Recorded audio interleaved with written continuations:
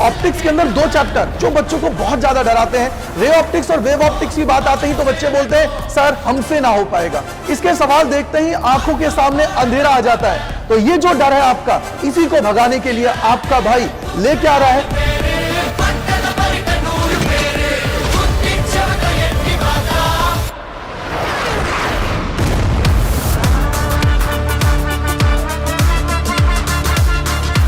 इस संडे आप सभी के लिए एक कंप्लीट वन शॉट, वो भी ऑप्टिक्स का। पढ़ेंगे ऑप्टिक्स को जीरो से हीरो लेवल तक और जो आपका ये डर है उसको करेंगे खत्म। तो जुड़ना ना भूलें मेरे साथ इस संडे दोपहर 2 बजे अड्डा 24/7 साइंस के चैनल पर। रिमाइंडर सेट कर लीजिए क्योंकि अब ऑप्टिक्स का डर जो सताता है साल भर वो आपका दूर होने वाला है।